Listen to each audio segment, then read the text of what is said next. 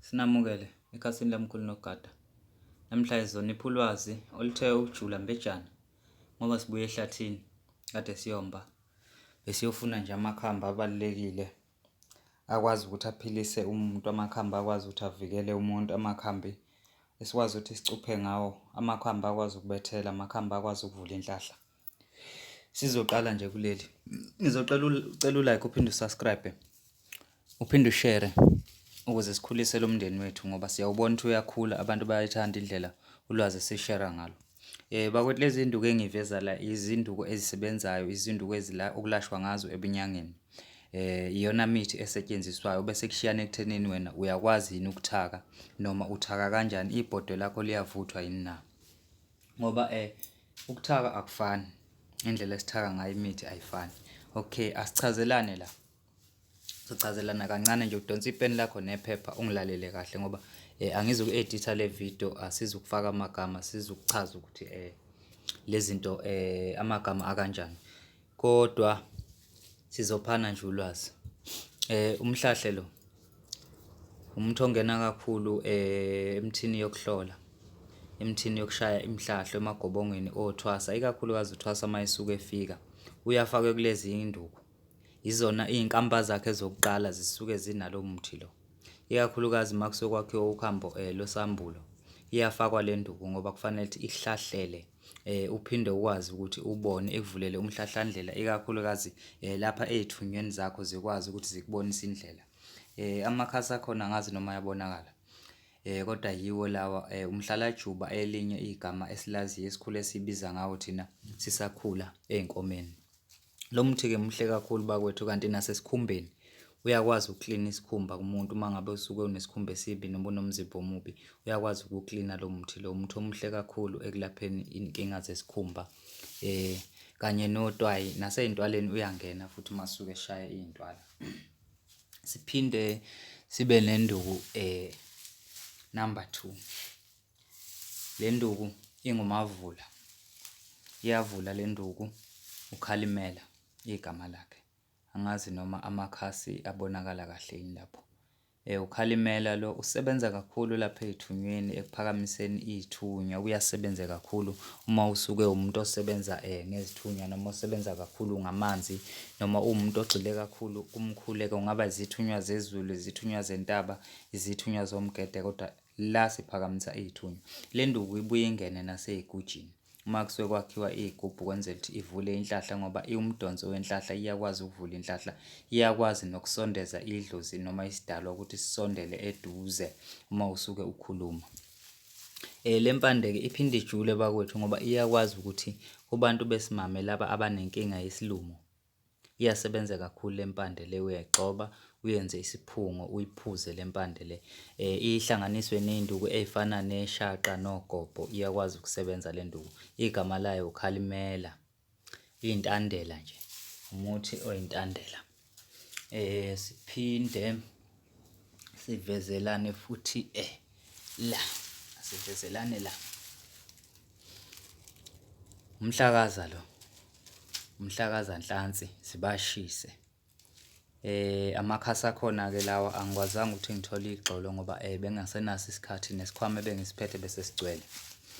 Umhlakaza usebenza kakhulu ey'theni, uhlakaza izitha noma unesichitho uyakwazi ukuthi uhlakaze uvule lezo zinto ey'suke y'valekile, njengoba kuthiwa umhlakaza nhlansi sibashise, uyakwazi ukuthi uhlakaze. Ikakhulukazi uma usuke unezitha uyakwazi ukuthi uy'hlakaze izitha zakho, noma izinto zakho zifasekile zifuna ukuthi y'hlakazeke ziqaqeke, siyakwazi ukusebenzisa leli khuba lokuthi siyihlakaze. Iyangena kakhulu emabhandeni okubethela, amabhande okuqina, lamabhande ayefakwe zinsizwa lezi ezingoshayasibhamu, ney'nsizwa lezi ezifunwa ngabantu, ziyayisebenzisa le nduku ukuthi zihlakaze izitha. Afana noma usongelwa ngabantu, uyakwazi ukusebenzisa le nduku ukubahlakaza.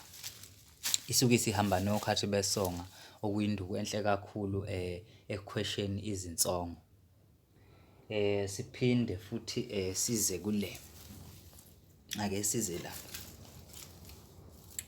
angazi noma uzobona kahle yini la. La isigogwana lesi, isigogwana kuwumuthi omuhle kakhulu ikakhulukazi lapha ebulaweni. Umuntu omuhle kakhulu ebulaweni bezinsizwa nezintombi nasethongweni. Umuntu omuhle kakhulu lo, uvula inhlahla uphinde ubize nemali, uyakwazi ukudonsa imali. Kanti lo muntu uma usujulile kahle futhi uyakwazi ukuthi uphinde ube udlula behlezi ngoba uyakwazi ukungena emithini yecala.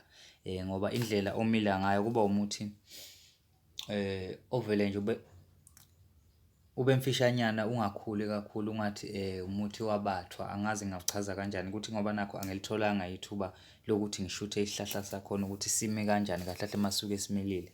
Ngishawo ukuthi uma ngisuke ngisehlathini angikwazi ukuthi ngifokhase kwezinye izinto, kusuke kufanele ngifokhase ekumbeni impande ngoba masuke sisehlathini sisuke silalele umoya, sisuke silalele emakhehleni ukuthi asiholela ngaphi. Kodwa lo isigogwana lesi bakwethu, isigogwana lesi sisebenza kakhulu ekuvuneni inhlahla. Asisali-ke emagobongweni omdawo, asisali inhlobo masuke kwakhiwa amagobongo omdawo noma kuzophakanyiswa izizwe, ayisali le nduku lena ngoba ithinta kakhulu emathongweni, ithinta kakhulu kogogo. Namacala-ke lapha iyawashaya. Bese siphinda siza la, umakoti egoyile-ke lona bakwethu, umakoti egoyile. Impande yakhona ukuze uzoyibona kahle, nansi le mpande, imisiso kwenunu thizeni. Le mpande sasiyisebenzisa kakhulu-ke thina sisakhula, uma sisuke sisentabeni uthole sihlonyelwa izulu siyokwelusa. Yayiqoquda le mpande le, siyikhiphe phezulu, sidabula amafu, sasibiza ngodabula amafu. Inhle kakhulu ey'ndukwini zezulu njengoba izulu ilokhuzana ihlobo liphakeme nje. Ingena kakhulu ey'ntelezini zakho zezulu, iphinde ingene nasey'ntelezini zokuqina nezokucupha, zokuphindisa uma kusuke kucushwa ukuthi umuntu okuthintayo izinto azibuyele kuyena.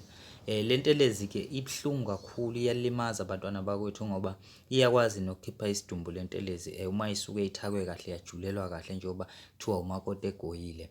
Umakoti-ke akagoyi kukuhle, ugoya kukubi, akagoyi kukuhle ngane zakwethu, kusuke kushube ngempela. Kusuke kufiwe. Le ntelezi-ke niyihloniphe ngane zakwethu, intelezi enamandla. Lapha osikweni lokukha lo muthi bakwethu, ngisazonifundisa indaba yosiko, kodwa okwamanje ake siqale sibhekisane ukuthi izinduku lezi esikhuluma ngazo ziyinto enjani. Kuney'nduku engeza ukuyichaza ngey'zathu ey'thile ngoba ezinye zey'nduku ey'khona la ziyimfihlo yalapha ekhaya, nami ngisuke ngiziboniswe ethongeni, angikwazi ukuthi ngichaze ngazo kabanzi ngoba suke ziyimfihlo yalapha ekhaya.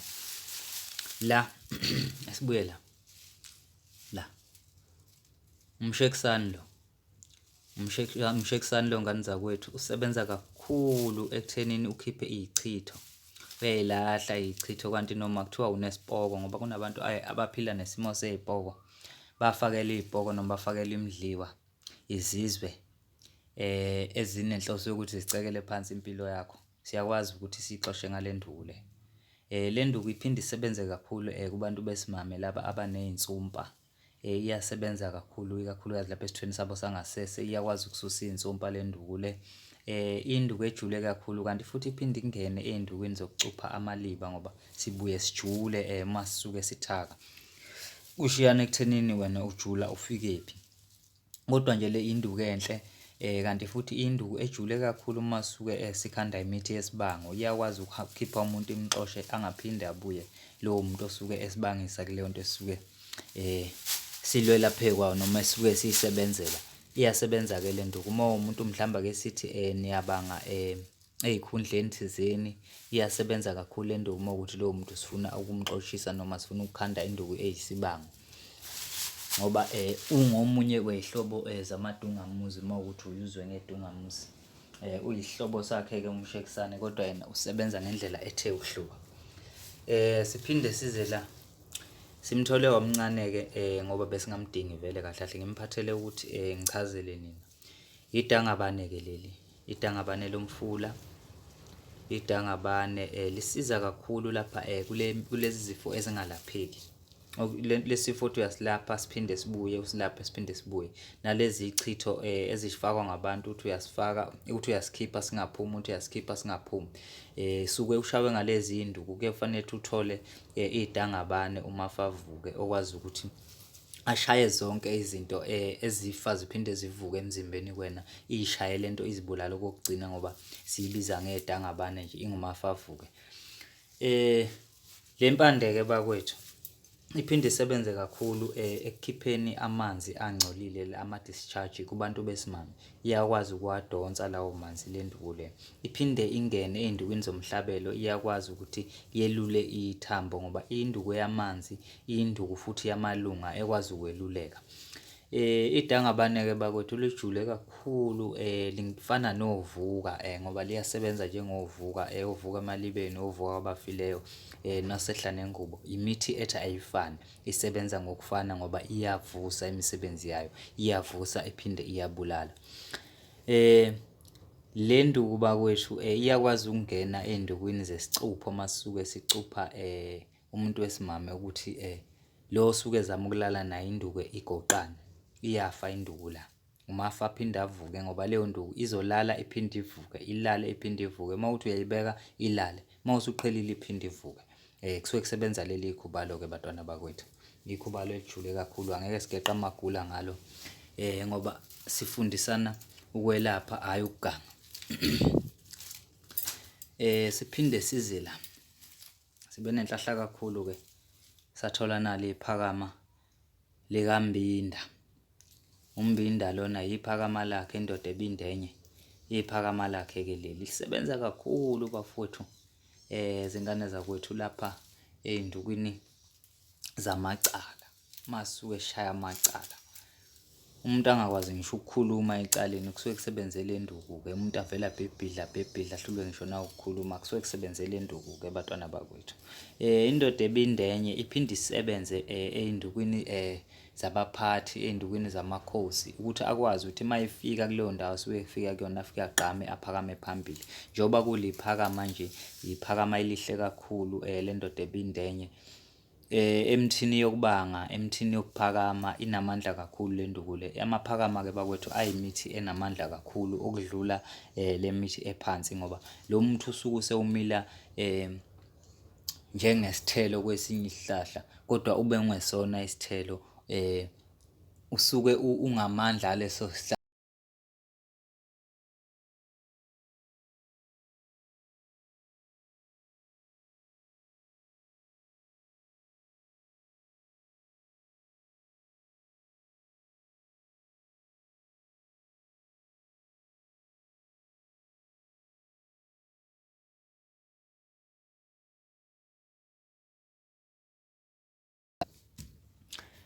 Impande yempindi amshayele.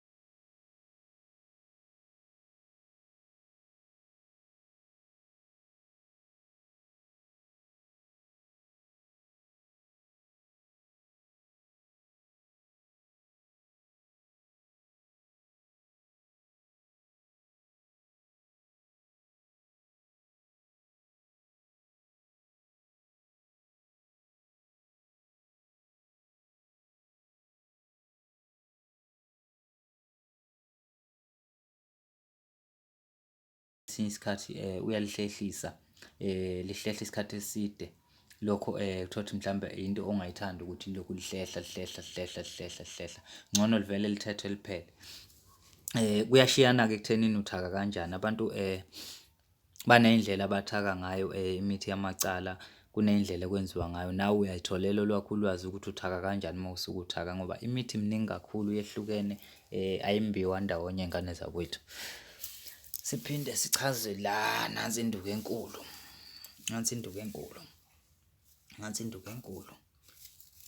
Abantu abakhuluma ngayo, induku yokulahla iy'chitho, induku esusa amathunzi, induku evula izinto ezisuke zivalekile. Le nduku umphamephuce lo, umphamephuce bakwethu lo, ukuthi ngoba nakhu kade ngibuyile ehlathini, iy'nduku zami seyiqala nokoma yisabonakali kahle. Kodwa umphamephuce lo usebenza kakhulu ekulahleni iy'chitho. Wena umuntu owathwetshulelwa iy'nto zakhe zalahlwa, isebenza kakhulu le nduku ukukusiza. Lo muntu okuthiwa izinto zakhe zaphanjaniswa naye, inhlahla yakhe yaphanjaniswa naye, kusebenza le nduku ukubuyisa lezo zinto. Uma ukuthi inhlahla yakho ivela iphinde ifinyele, uthi lapho sewuzokuthola nje okuhle bese kuphinde kuyabaleka, kuye kusetshenziswe lo muthi-ke ukubuyisa iy'nto zakho. Uphinde ungene nasey'gujini, nasemabuthweni, nasezizweni uma kusuke kugaywa, kushiyana ekuthenini lezo zizwe zikanjani noma lawo mabutho akanjani. Ihamba nemithwebulo, iyakwazi ukusebenza kanye nemithwebulo ukuze iphinde iphuce. Uma ubona inhlahla yakho ifinyela kanti ube umuntu onenhlahla, kungenzeka ukuthi ushawe ngawo lo muthi.